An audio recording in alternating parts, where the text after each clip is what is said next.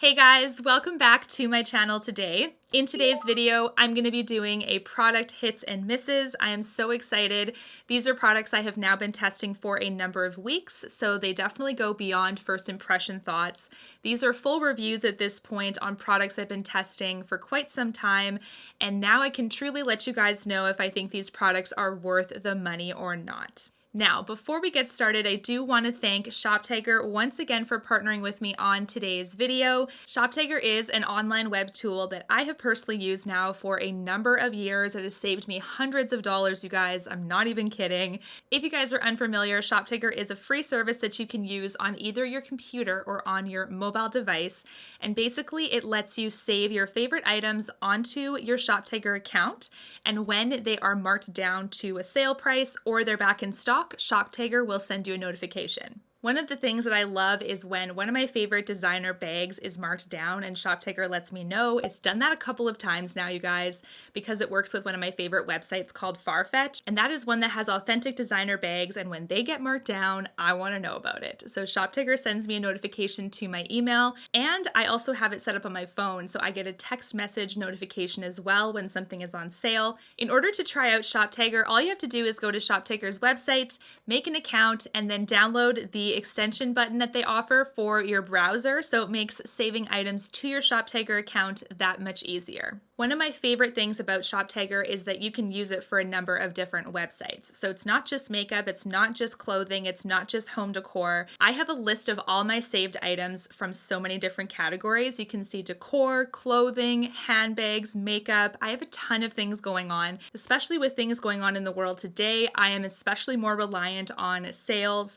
and getting things that I need at a bit of a discount. This is me saving one of my favorite items that I have my eye on right now into my ShopTaker account. You can select the percentage off that you want to see that price go down, or you can select any price change. It's super easy. ShopTaker also has a really cool coupon feature, so when you are checking out from your favorite site, ShopTaker will actually run through all of the available coupon codes that are associated right now with that website, so that you don't have to worry about remembering all these different types of things. It does everything for you. ShopTaker is also doing a $1,000 giveaway this month, which is another extra amazing thing. All you have to do to enter is download ShopTaker's mobile app, as well as download the Google Chrome browser extension button. Then just save one item that I'll be talking about in today's hits and misses onto your ShopTaker account to enter. Make sure all of these steps are completed by April 29th. The winner will be emailed by ShopTaker on April 30th. Good luck to all of you guys. I really hope that you guys can win this extra $1,000. And make sure you click on the link in my description box to check out ShopTaker if you haven't already, because you guys, I feel like it is such a money-saving service.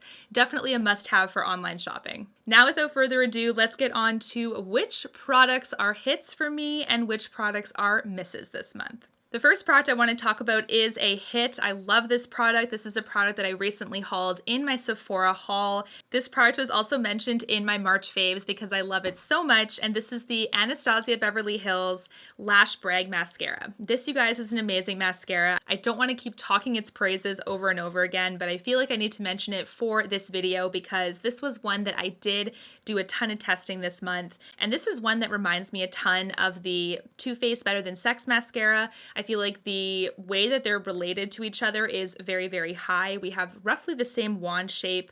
The formula is very close as well. I would say the Better Than Sex is just a touch wetter than this one, but other than that, I feel like they perform very well and like are basically neck and neck. So if you love the Better Than Sex mascara, this will be a great candidate for you. It does do a great job of thickening, lengthening, and just adding a little bit of a lift. And I feel like this one is great for just really intensifying the lash with very little coats. If you do put on too many coats, you will get that clumped look. I feel like that happens with every mascara to a certain point, but this one has, I think, like 3 or 4 layers, and then you're like clump city. So make sure that you have 1 to 2. You don't need too much more, but if you do go overboard, you'll be able to tell for sure. But this is a fantastic mascara. The packaging, amazing. I'm giving this a 10 out of 10. It's fantastic. Now, next I want to talk about a product that I'm going to put in the middle category, I would say, because there's some hit qualities and some miss qualities to it. I don't want to completely say that it's a miss because there's such good pigmentation with this, such good packaging. The quality on the lips is amazing. You probably already know what I'm getting at, but these are the two Hermes lipsticks, and I have talked about them very recently as well, why I think these are kind of in the middle right now. These move a ton on my lips. They smear very easily, which is the big downside with this. And I've been actively trying all of your guys' suggestions on how to hold this in place a little bit easier. But because of the price tag of this, you guys, it just makes me feel kind of icky of how expensive it is and then how high maintenance I have to treat it, if that makes sense. This is gonna be $67 US a bullet. This should stay put, personally. I am a big Hermes fan, so I think that's partially why I'm a little biased in trying to make this work so badly. I'm going to be honest with you. I feel like the elegance of the brand is amazing, and I love the fact that they're putting out makeup, but that doesn't mean I'm going to be dishonest with you and not tell you a flaw. And that is definitely a flaw to me anyways. This is the satin formula. I haven't tried the matte, so maybe the matte one will stay a bit better, but these two shades that I have are stunning. I'm wearing Beige Kalahari today, which is one of the shades I picked up. I just wish that it would stay, goodness. So when it comes to repurchasing these, however, I'm kind of still on the fence because they're so expensive. If I can find colors that'll be really close to this, I think it'll be like game over for these guys. Now let's talk about my first miss, and this comes from Chanel. Now, this, you guys, I feel like this is going to be a little unpopular by talking about this. But I think this is the culprit because I've been using this and then I've been noticing a change in my skin almost immediately after. The next day, I feel like they get quite clogged. My pores get enlarged. I feel like there's something going on with my skin after I use this product. So this is the Chanel Hydra Beauty Essence Mist. I did pick this up recently at the Shoppers Drug Mart Beauty Boutique here in Winnipeg. It's supposed to be like a radiance mist. It's supposed to give you that radiance to the skin, hydrate the skin, refresh your makeup, extend the makeup time, and I don't know. To me, this makes my pores kind of clogged. I definitely feel like they're enlarged. I feel like there's some stuff going on almost the next day. And because of how much I've worked at keeping my skin clear, that scares me so much. This also has a fragrance to it. Like all Chanel products, this is heavily fragranced. I don't know what specific flower this is, but it smells very floral. And to me, the smell does dissipate after you put it on your skin, but it obviously is still seeping into your skin at some point. So I don't know if the fragrant part of it is part of the reason why this is doing that to my skin. It very well might. I know with some other fragrance setting sprays, I've been okay, but this one just seems to give me quite enlarged pores. Like I said, there's something going on with this. And because of that, it doesn't make me want to grab it anymore. This is definitely a miss for me. This is so expensive. In Canadian dollars, we're looking at about $80 to $85. And this one does need to work when we're talking about that price tag, right? Not all luxury makeup is worth the price. This, to me, unfortunately, is not. Okay, now let's talk about one more miss before we get to another hit. This is actually a cleansing bar, and it comes from Good Molecules. So I did get this in PR as well. As you can see, it still has some of the soapiness that was like adhered to it. I did use this for a couple of treatments for cleansing my skin. I will say, you guys, that even though this is supposedly not supposed to dry out your skin, to me it does. So I have a normal skin type. I don't have dry or oily skin. It's right in the dead center. And when I use this, it's a little bit more tighter than I would like. I feel like this would be a little bit better for oilier skin types probably, but for me at the normal level, I do feel like it's quite uncomfortable on the skin. I feel like it's tacky as well. Like the residue that it leaves behind is very tacky. Not my favorite. As soon as I knew that this was kind of overly stripping, I stopped it right away. So unfortunately, this is also a miss. Next, I want to talk about this Tarte Maracuja Tinted Hydrator. This essentially is a tinted moisturizer.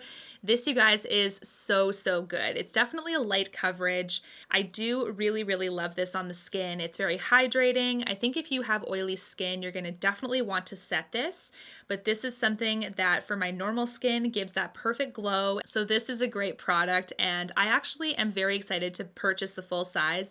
This is a mini size, and I actually thought at first that this was kind kind of small. I thought maybe this was kind of like a sample size that I paid for, and I kind of felt disappointed. But this is actually a ton of product because you don't need a ton.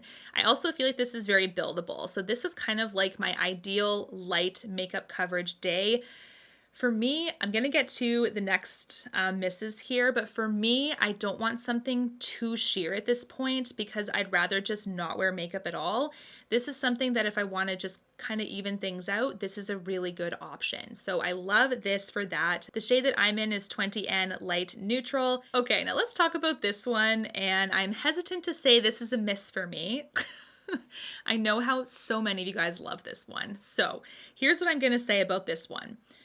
Right now, for me, it might be a preference thing as to why I'm not quite getting on with this one. This is the Chanel Le Beige Water Fresh Tint. A lot of you guys have said you love this one. Here's the first thing where I personally screwed up on this. Nothing to do with the product, but for myself, I picked up shade Light thinking that it was going to be roughly the shade range of other base products in the light category, and this is definitely fair. I would say this is fair, not so much light, so this is almost like white on me, which is way too light, obviously. So when I was testing this, I was actually just wearing it around the house because I certainly didn't want to go outside. The fact that it was light gave me enough of a cast on my skin, even though this is super light coverage.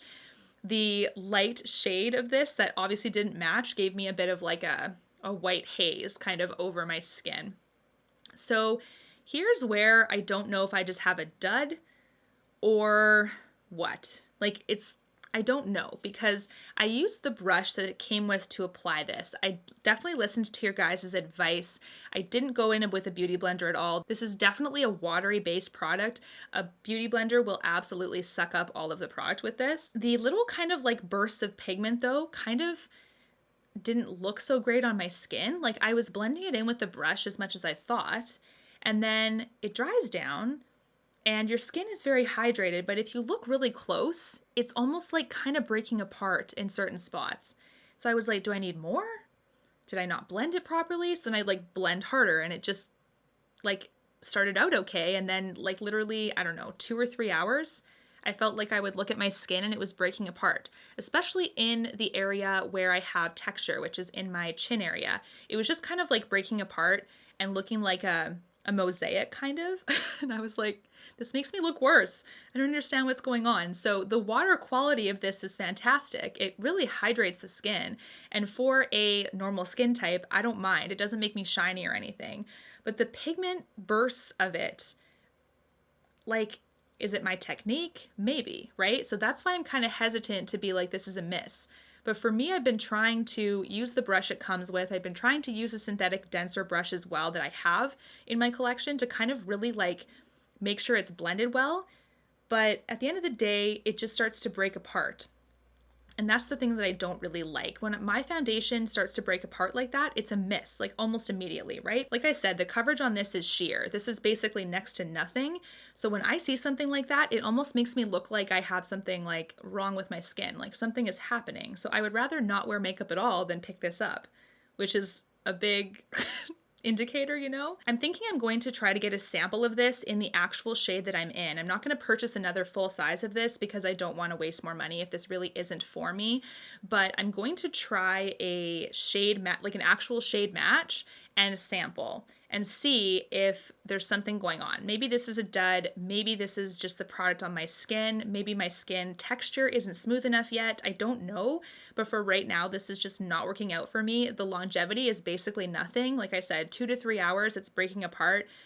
I don't get it. So let me know down below your thoughts, but I'm hesitant to say this is a miss, but so far it is. Now, speaking of light coverage things, I did pick up this product from one of my estheticians in Winnipeg here to test it out. This is extremely expensive. We're looking at $160 for an ounce of this stuff. This is actually from a skincare brand. This is called Biologique Recherche, and this is their Serum de Teint. Now, this is actually supposed to be a finishing serum. This is not branded or marketed as a foundation, nor is it like a light coverage foundation, sheer tint foundation. No, this is a finishing serum for after skincare, and that's how they're marketing it. So it's not supposed to be a heavily coverage product, and it isn't. It's definitely sheer to light. A little goes a long way with this. I do think it blends really well, but the finish of this to me is more matte than I would like as well. So this one by Chanel is definitely hydrating, but this one is more matte, and that's not a look I like on my skin at all anyway. Applying this with a dense synthetic brush, also same kind of idea with the Chanel. I'm trying to blend it in. I'm trying to figure out how this is working out. Maybe I'm personally looking for a light coverage thing. Like maybe sheer is just not for me at this time. I don't know. But trying all of these things out makes me kind of think that.